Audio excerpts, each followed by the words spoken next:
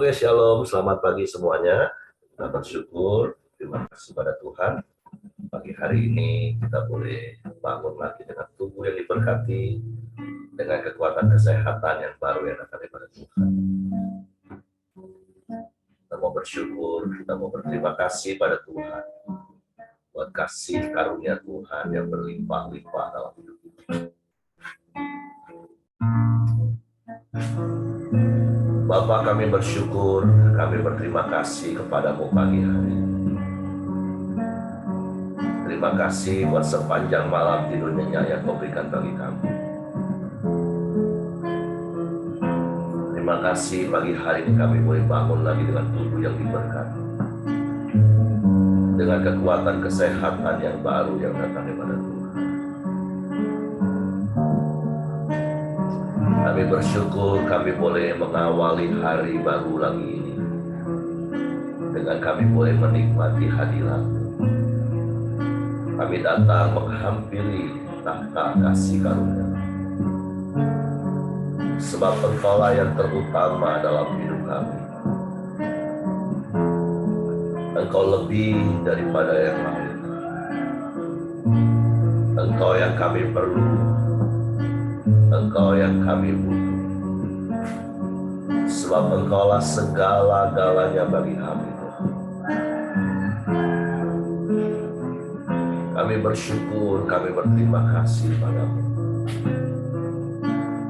Kami datang dengan hati yang haus akan Engkau, dengan hati yang penuh dengan kerinduan. Terpujilah nama-Mu, terpujilah nama-Mu. Syukur bagi-Mu Tuhan. Seperti rusa rindu sungai-Mu, jiwaku rindu Engkau. Kaulah Tuhan hasrat hatiku, ku rindu menyembah-Mu. Seperti rusa rindu sungai, seperti rusa rindu sungai-Mu, jiwaku rindu Engkau. Kaulah Tuhan hasrat hatiku, ku rindu menyembah-Mu.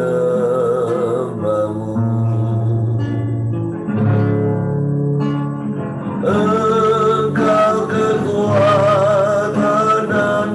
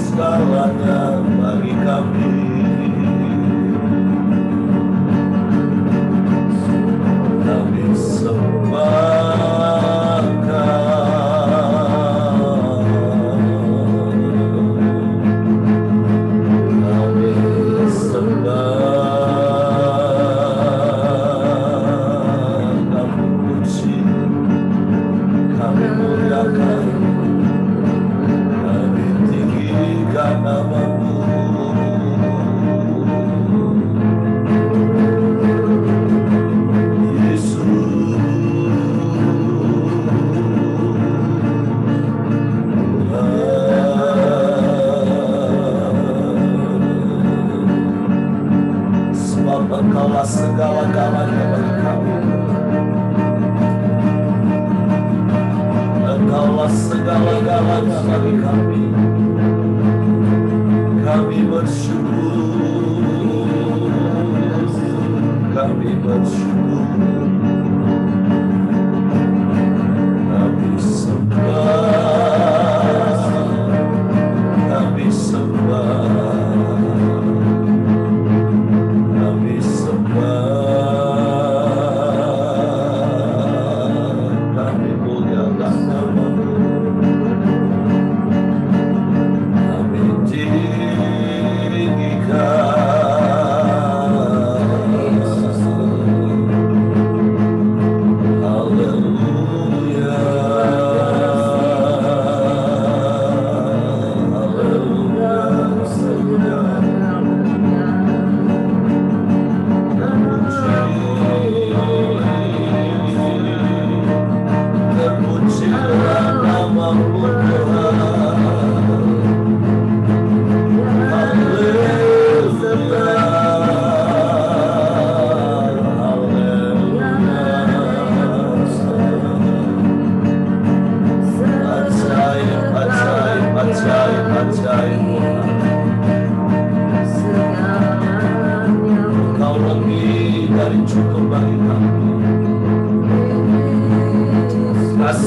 Ajaib bagi kami, tak terselami oleh pikiran kami.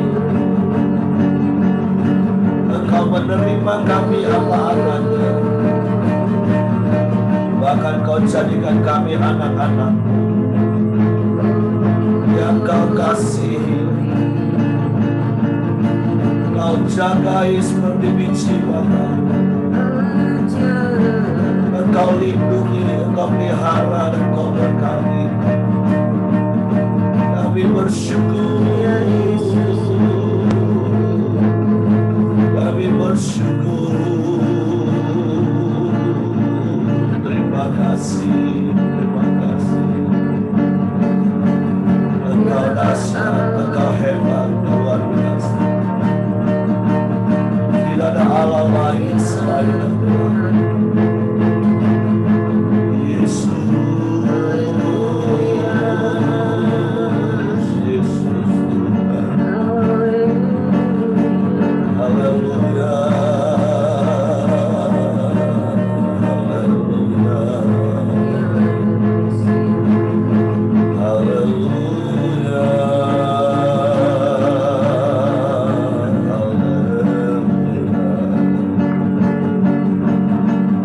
Ajaib, ajaib, ajaib, ajaib. Ajaib Engkau. Tiada yang seperti-Mu. Tiada yang lain, hanya Engkau. Kami sembah. Kami sembah. Kami sembah. Kami sembah. Kami sembah. Oh Yesus.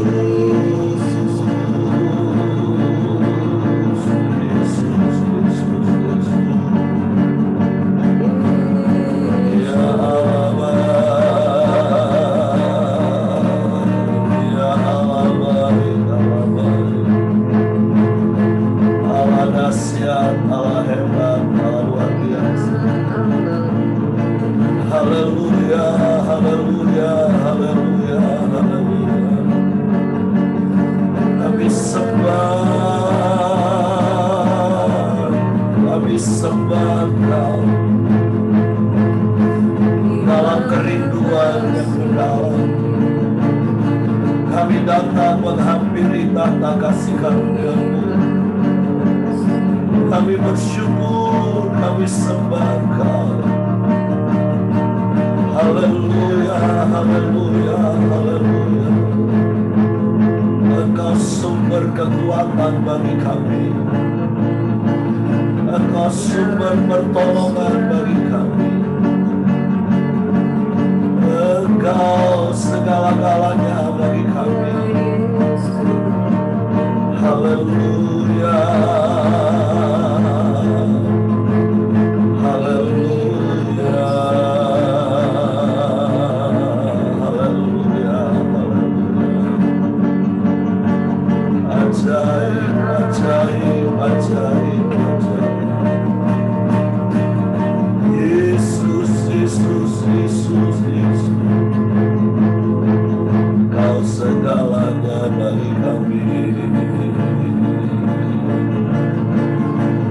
Haleluya, haleluya,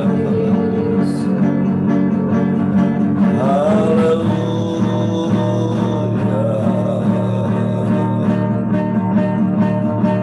haleluya, haleluya, glory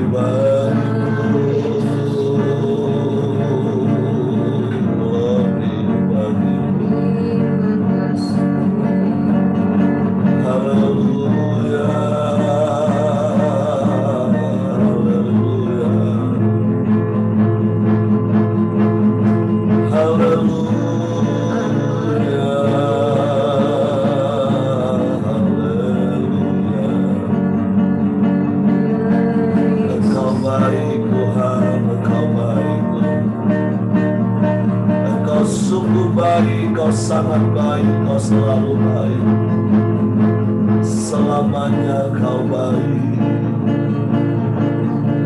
Tidak ada yang lain selain Engkau, tidak ada yang sama seperti-Mu. Engkau satu-satunya yang berkuasa, yang berdaulat dalam hidup kami. Engkau Allah di atas segala Allah. Engkau Tuhan di atas segala Tuhan. Engkau Raja di atas segala Raja. Kami puji,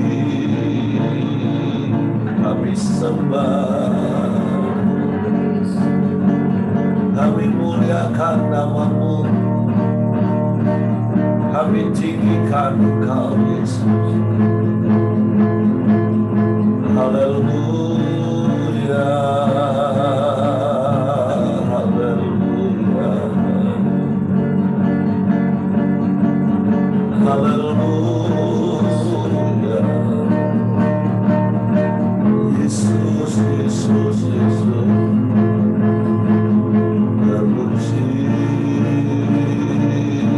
terpujilah nama-Mu.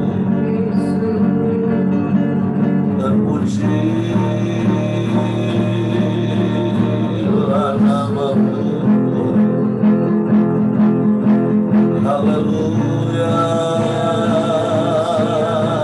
haleluya, haleluya,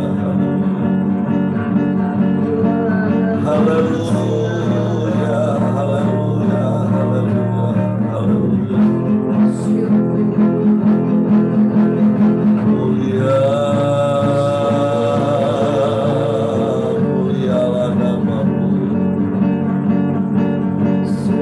Ajaib, ajaib, ajaib, ajaib.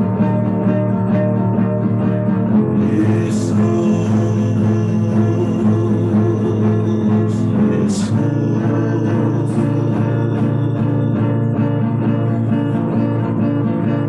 Engkau penolong yang ajaib bagi kami. Tak pernah terlambat pertolongan-Mu, Tuhan. Selalu hati kami tetap tinggal tenang di tengah badai sekalipun. Yesus, Yesus, Yesus. Haleluya, haleluya, haleluya, haleluya, haleluya.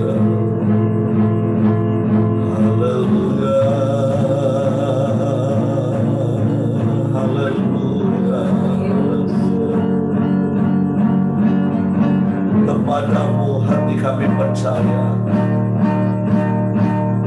dan hanya kepadamu kami mempercayakan hidup kami. Engkau yang memelihara kami, Engkau yang menolong kami.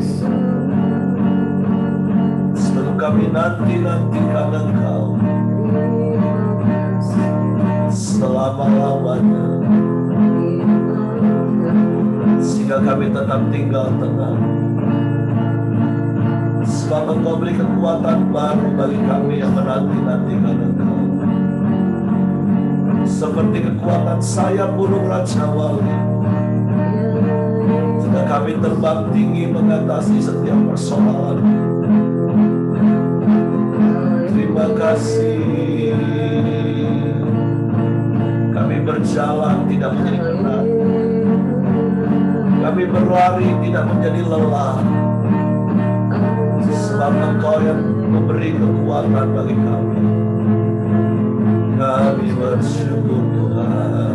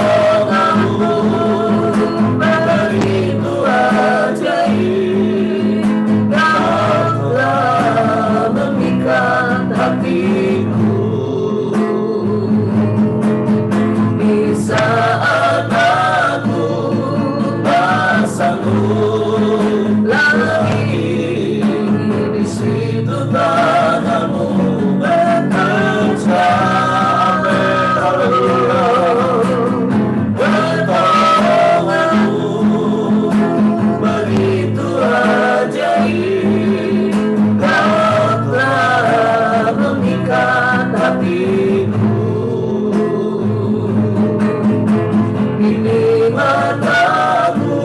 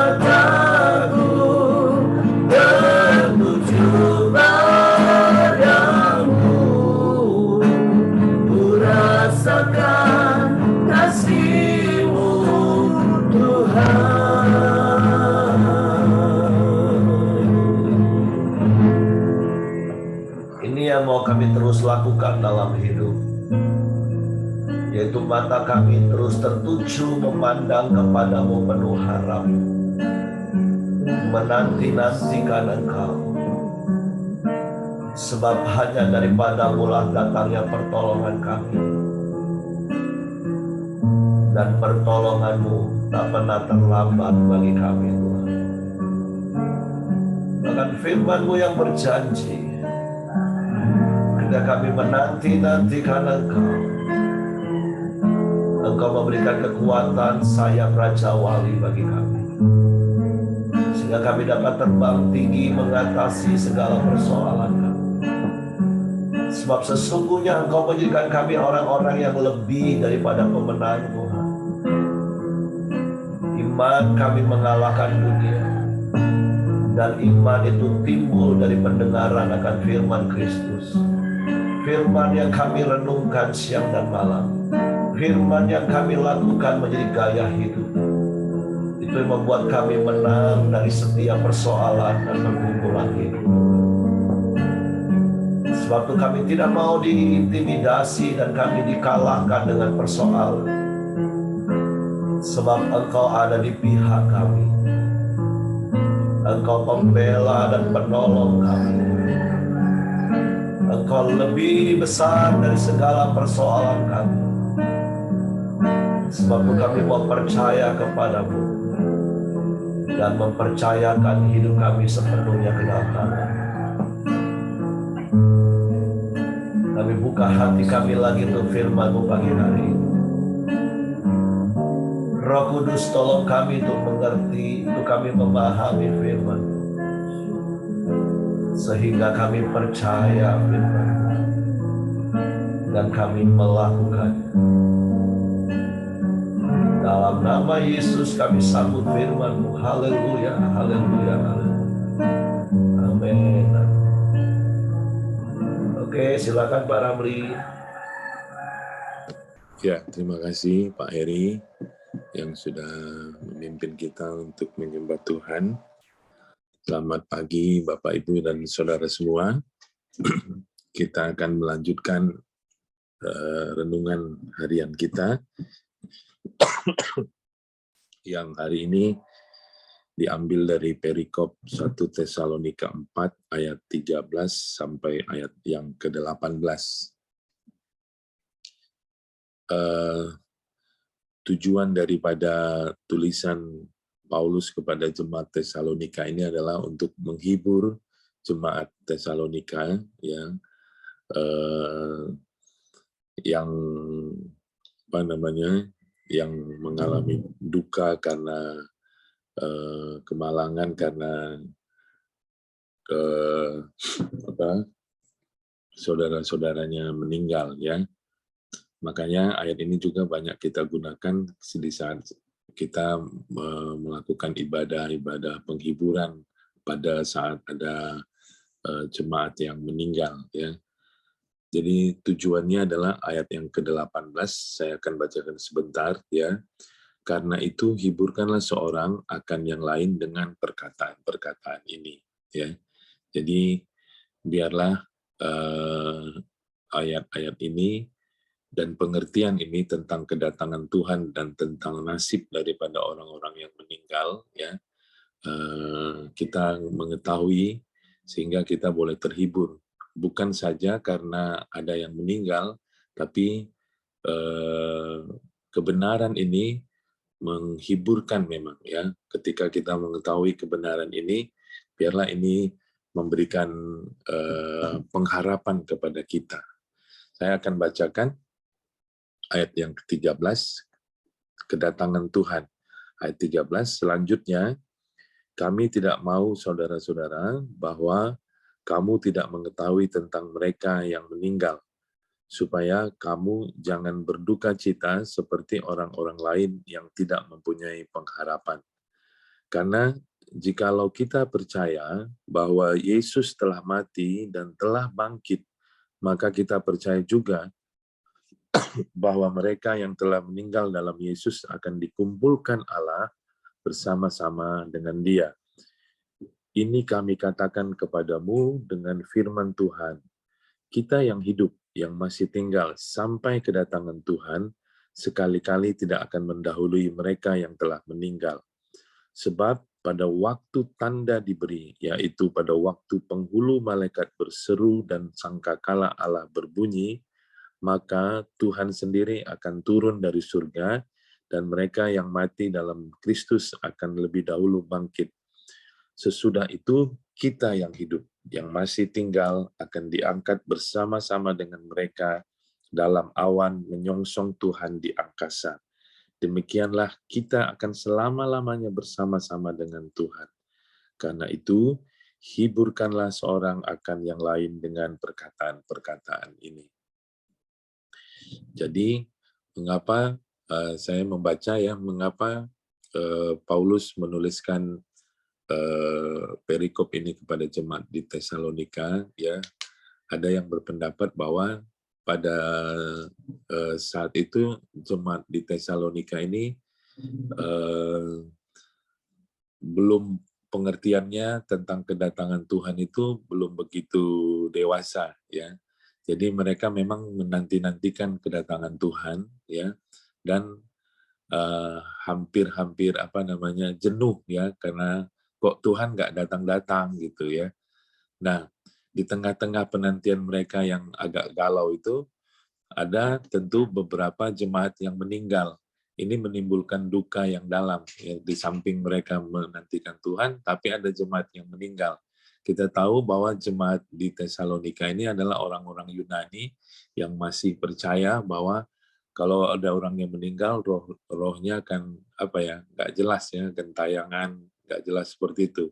Sehingga Sehingga ini menimbulkan duka cita yang dalam, Kita tahu bahwa akhirnya Paulus harus menuliskan perikop ini untuk menghibur dan mengajar dan memberitahu kepada jemaat di Tesalonika pandangan iman Kristen tentang kedatangan Tuhan dan tentang orang-orang yang meninggal. Jadi Paulus menyampaikan penghiburan kepada jemaat di Tesalonika, Ayat yang ke-14 menjelaskan bahwa orang yang meninggal di dalam iman Kristen, sesungguhnya rohnya itu akan dikumpulkan bersama-sama dengan Kristus, bersama-sama dengan Tuhan, Mungkin nanti Pak Heri akan menjelaskan kepada kita lebih dalam lagi, di satu tempat yang namanya Firdaus, yang dikumpulkan di sana bersama-sama dengan Tuhan.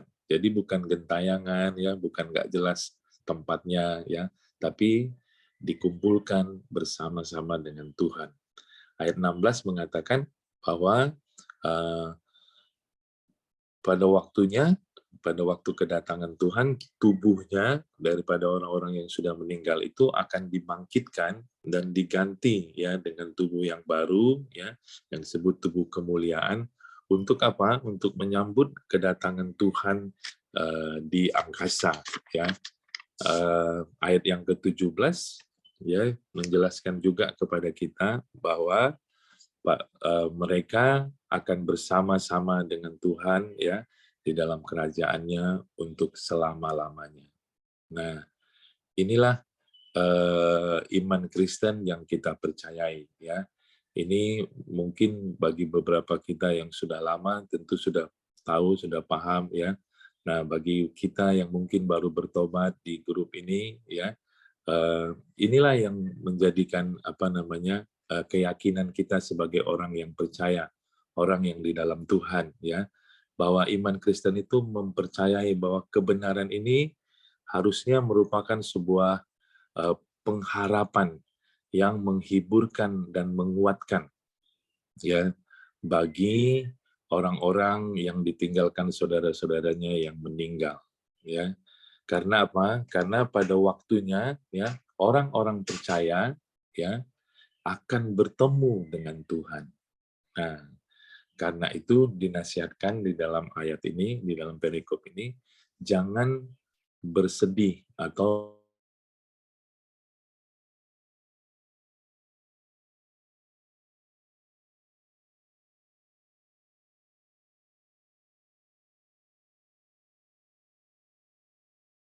mengapa, mungkin perlu kita bertanya juga ya, mengapa ya kita berduka cita, bersedih ya. Ya tentu saja itu manusiawi ya, sangat manusiawi ya.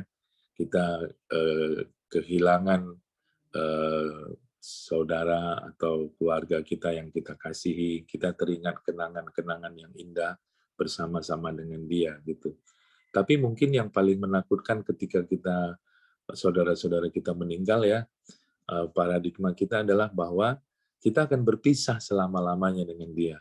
Kita nggak akan bertemu lagi dengan dia. Nah itu yang mungkin yang paling menyakitkan atau menyedihkan ya, sehingga kita begitu berduka cita. Tapi kebenaran ini memberikan pengharapan kepada kita bahwa kita tidak perlu berduka cita berlebihan, bahkan sebaliknya dengan mengetahui kebenaran ini, harusnya kita bersuka cita, ya, bahkan bersyukur atas pengharapan yang Allah berikan kepada setiap orang yang percaya, yang meninggal di dalam Tuhan.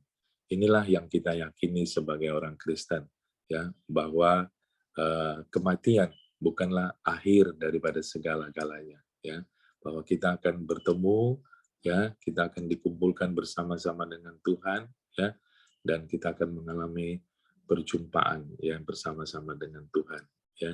Ini menjadi sukacita dan menjadi pengharapan bagi setiap kita orang yang percaya.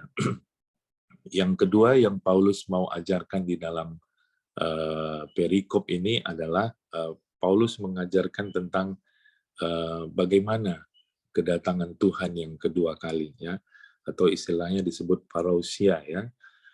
Parousia itu kedatangan Kristus, kedatangan Yesus yang kedua kali, ya.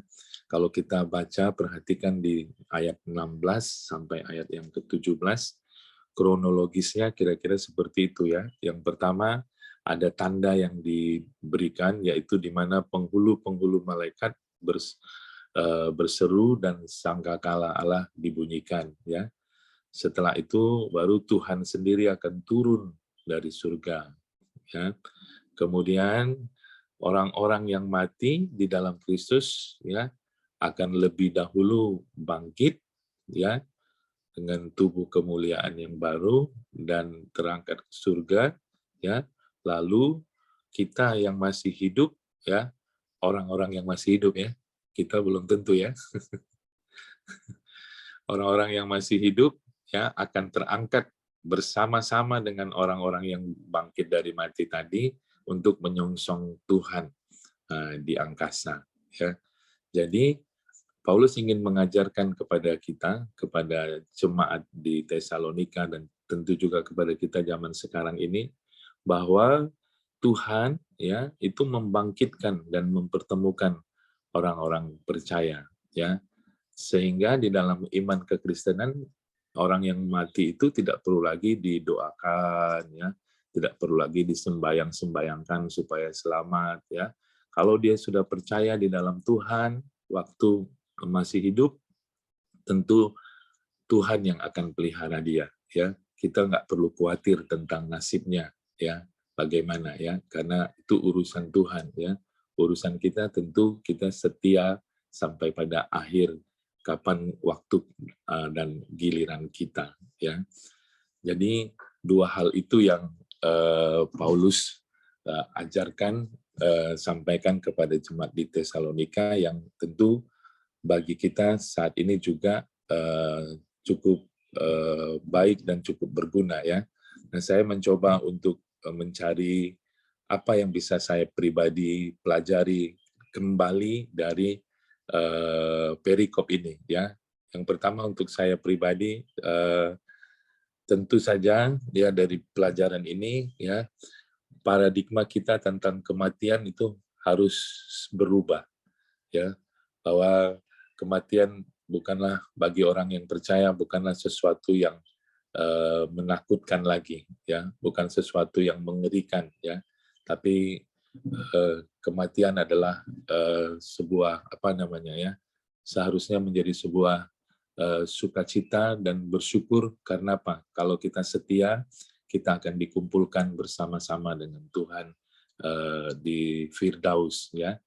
Yang kedua, tentu kalau berbicara tentang kematian, maka kita teringat ya akan keluarga, akan saudara, akan teman-teman kita yang mungkin belum percaya kepada Kristus, ya. Nah, kita harus mempunyai kesempatan untuk menginjili mereka supaya apa? Supaya mereka juga berkesempatan percaya kepada Kristus, sehingga kalau waktunya sudah tiba, mereka mati di dalam Tuhan. Yang terakhir, ya, yang saya bisa pelajari secara pribadi, ya, kalaupun kita akan pergi, ya waktunya dipanggil Tuhan, ya, biarlah kita pergi sebagai orang yang merdeka. Maksudnya apa? Maksudnya jangan meninggalkan atau menyimpan ya luka atau kepahitan di dalam diri kita. Ini waktu masih hidup kita harus mempunyai kesempatan untuk mengampuni, ya, melepaskan pengampunan kepada semua orang, ya, semua orang yang mungkin punya konflik dengan kita. Mungkin itu saja yang bisa saya sampaikan, Pak Heri. Ya, saya kembalikan kepada Pak Heri. Tuhan Yesus memberkati. Oke, terima kasih untuk Pak Ramli, uraian yang sangat-sangat jelas, apalagi bicara tentang aplikasi secara pribadi tadi. Dan saya percaya Bapak Ibu juga tentu bisa mendapatkan sesuatu secara pribadi dari apa yang Tuhan sampaikan kepada kita setiap hari waktu kita dengar firman. Seperti Pak Ramli tadi katakan bagian akhir, dan tidak satu, kita nggak perlu takut mati lagi. Karena berkali-kali saya katakan sesungguhnya kita ini tidak akan pernah mati. Kita ini kan makhluk roh yang punya jiwa dan tinggal dalam tubuh. Nah, proses kematian yang dikenal di dalam dunia ini, kita ini cuma menanggalkan tubuh jasmani kita yang fana ini, yang memang dari tanah kembali kepada tanah, dari abu debu kembali kepada abu debu, Bapak Ibu. Tapi sesungguhnya roh kita hidup kekal di dalam Kristus. Hanya berpindah tempat, yaitu dari dunia yang fana ini untuk sementara beristirahat di Firdaus. Nah, sampai nanti kedatangan Yesus kali yang kedua, orang-orang yang meninggal dalam Tuhan ini dibangkitkan lebih dulu dengan tubuh kemuliaan. Nah, apa itu tubuh kemuliaan? Tubuh kemuliaan itu seperti tubuh Yesus waktu bangkit dari kematian pada hari yang ketiga. Jadi berbeda dengan iblis, setan yang nggak punya tubuh, mereka hanya roh. Nah, tetapi tubuh kemuliaan itu juga nggak dibatasi oleh ruang dan waktu. Artinya ya bisa menembus ke segala sesuatu, karena memang kita makhluk roh, tapi ada tubuh kemuliaan. Punya tubuh artinya seperti Yesus setelah bangkit, dia bisa disentuh, bahkan dia bisa makan ikan goreng, karena dia tanya kepada murid-muridnya, sehingga mereka sarapan bersama-sama. Nah, itu tubuh kemuliaan. Nah, jadi kita nggak usah takut dengan yang namanya kematian, karena setiap kita yang percaya Yesus sudah mempunyai hidup yang kekal. Nah, aplikasi yang kedua yang tadi Pak Ramli tadi katakan, nah itu yang harus benar-benar kita mengerti. Iya ya, kalau akhir dari hidup manusia itu adalah kalau nggak percaya Yesus, binasa, terpisah dari Allah selamanya, maut. Makanya mari setiap kita punya hati Tuhan untuk juga mengasihi mereka. Selama masih ada kesempatan, sampaikan Injil, sampaikan kabar baik, supaya mereka tidak masuk dalam Hades. Artinya tempat juga sementara bagi orang-orang yang tidak kenal Tuhan, yang nanti ujungnya akan dalam kerajaan maut, Zehena. Dan itu juga kekal selama-lamanya. Nah, berkaitan dengan hal itu, hal yang penting yang harus saya jelaskan adalah, jadi urut-urutannya adalah, ketika kita meninggal di dalam Tuhan saat ini, kita beristirahat di Firdaus. Sampai pada waktu Yesus datang kali yang kedua, tadi ada ayat ini diberi tanda sangkakala. Nah, orang-orang mati dalam Tuhan yang beristirahat di Firdaus dibangkitkan dengan tubuh kemuliaan, dan kita yang masih hidup berharap kita masih hidup. Seperti Pak Ramli tadi katakan, kalau kita nggak tahu, tenang Pak, berharap saja pada hari Yesus datang kita masih hidup, masih umur panjang lagi. Nah, karena kan Tuhan nggak lama lagi datang. Diubahkan juga dalam sekejap dari tubuh yang fana ini sama akan memakai tubuh kemuliaan. Nah, setelah itu kan kita tadi dikatakan menyongsong di awan-awan. Nah, dari kitab Daniel kita tahu itu ada waktu rentang sekitar 75 hari. Ini tafsiran, kalau ini mulai masuk tafsiran Bapak Ibu ya. Nah, disitulah akan terjadinya sebuah restorasi. Sehingga akan masuk kita kepada yang namanya kerajaan 1000 tahun damai. Nah, para nafsir katakan di mana? Ya di bumi, tapi bumi yang sudah direstorasi. Nah, setelah nanti 1000 tahun damai, ada kebangkitan yang kedua, yaitu bagi orang-orang yang nggak percaya tadi untuk diadili, dihakimi, dan kemudian dilempar kepada Gehenna. Nah, terpisah dari Allah, maut selama-lamanya. Nah, sementara kita kemana? Ya kita ada di langit baru dan bumi baru. Kekal selama-lamanya bersama dengan Tuhan. Nggak lagi dibatasi ruang dan waktu. Di langit dan bumi baru. Nah, ini urut-urutan yang harus dimengerti. Nah, banyak orang Kristen kan akhirnya berpikir bahwa surga itu nanti. Padahal kerajaan surga itu Tuhan ngomong sekarang. Sejak 2000 tahun yang lalu Yesus katakan, ketika aku mengusir setan, maka ketahuilah kerajaan Allah sudah datang di antara kamu. Hari-hari ini kita sudah hidup di dalam kerajaan surga. Artinya hidup kita diperintah oleh Allah yang memerintah surga. Hidup kita mengikuti aturan-aturan kerajaan Allah. Hidup kita menikmati berkat-berkat kerajaan Allah. Hidup kita tidak tergoncangkan oleh keadaan dunia karena kerajaan Tuhan itu tidak tergoncangkan. Nah, makanya saya berharap setiap kita ngerti kebenaran ini. Jangan jadi seperti orang Kristen kebanyakan yang tidak ngerti sehingga ada goncangan di bumi, dia ikut tergoncang, stres ikut stres. Percayalah kita ini sudah hidup di dalam kerajaan yang tidak tergoncangkan. Tapi tentu kita lakukan bagian kita. Hidup ikutin aturan-aturan kerajaan Allah, yaitu firman Tuhan. Makanya kan kerajaan Allah, kerajaan surga itu kan berbicara tentang damai sejahtera, sukacita, kebenaran. Dan berkali-kali saya katakan ketika kita hidup dalam kebenaran, yaitu firman Tuhan, hidup kita akan damai, hidup kita akan tenang, hidup kita akan sejahtera, hidup kita akan tentram, walaupun mungkin sekeliling kita sedang bergoncang. Nah, jadi jangan nanti mati baru masuk surga. Enggak, Bapak Ibu, sekarang. Nah, nanti kalau kita meninggal tadi, menanggalkan tubuh yang fana, kita istirahat di Firdaus. Terus masuk kerajaan 1000 tahun damai. Terus kekal selamanya bersama dengan Tuhan di langit baru dan bumi baru, Bapak Ibu. Dan intinya ya seperti Pak Ramli bilang tadi, nggak usah takut mati. Karena sudah ada tempat yang tersedia, yang terbaik bagi kita.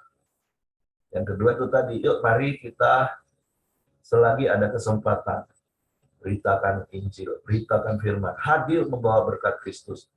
Supaya orang-orang yang tadinya menuju kepada kebinasaan, akhirnya percaya Yesus, dan mereka juga menerima anugerah hidup yang kekal.